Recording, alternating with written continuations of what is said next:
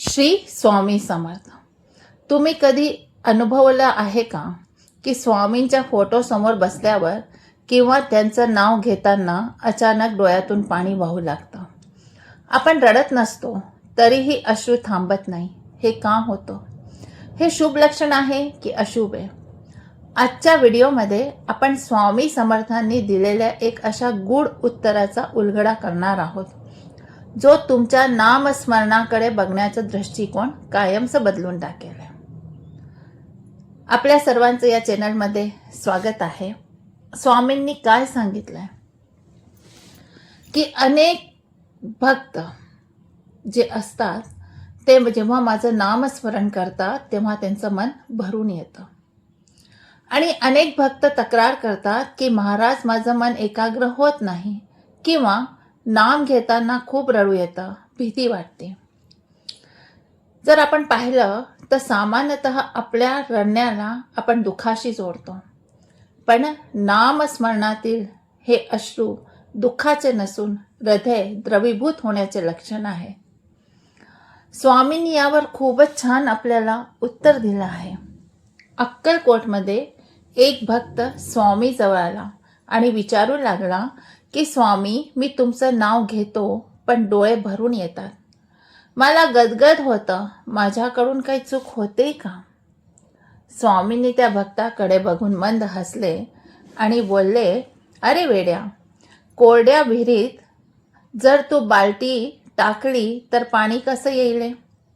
जेव्हा तुझ्या अंतरात्म्याचा झरा फुटतो तेव्हाच ते पाणी डोळ्यावाटे बाहेर येतं.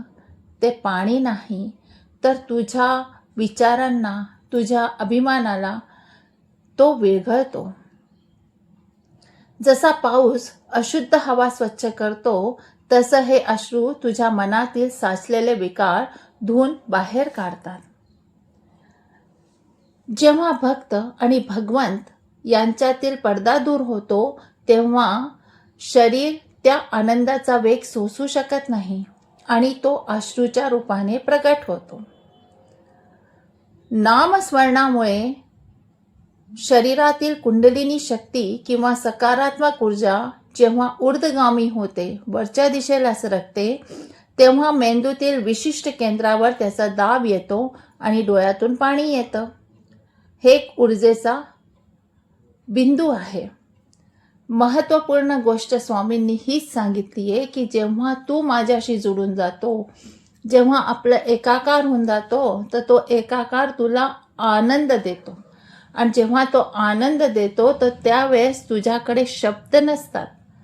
ते शब्द जे असतात ते तुझ्या डोळ्यातून वाहून खाली येतात.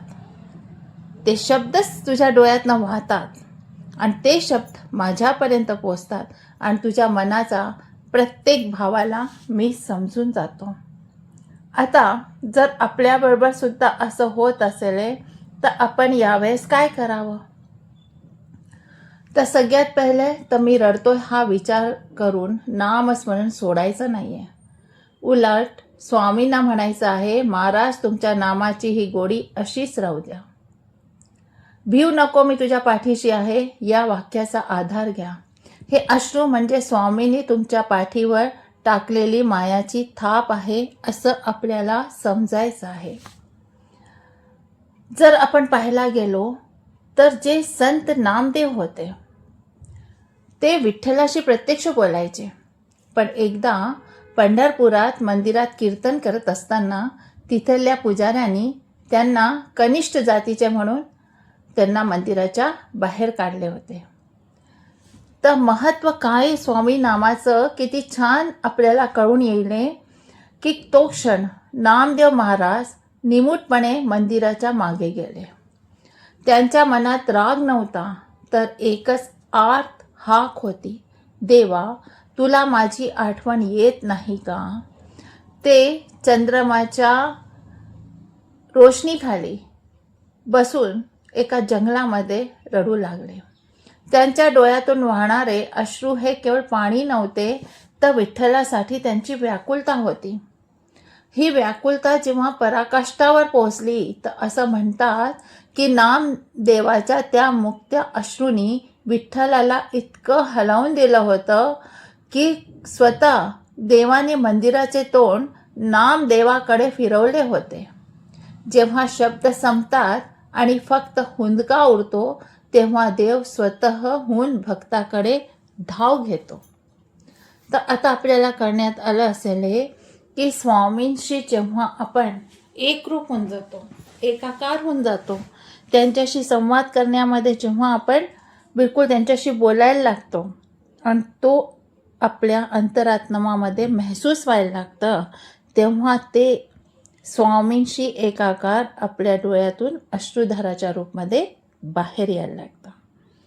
जर तुमच्या डोळ्यातही असं पाणी येत असेल तर समजा तुम्ही खूप भाग्यवान आहात की स्वामी तुमच्या पाठीशी उभे तुम्हाला मायेची थाप देतात आहे.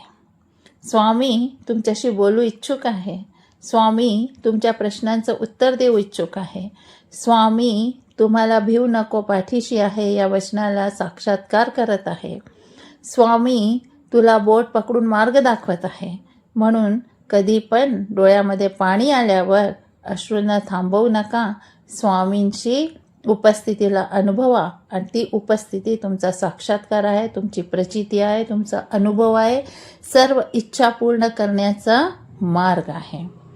व्हिडिओ आवडल्यास नक्कीच लाईक, शेअर आणि सबस्क्राईब करा. भेटूया आपल्या नेक्स्ट व्हिडिओमध्ये. श्री स्वामी समर्थ. जय जय स्वामी समर्थ.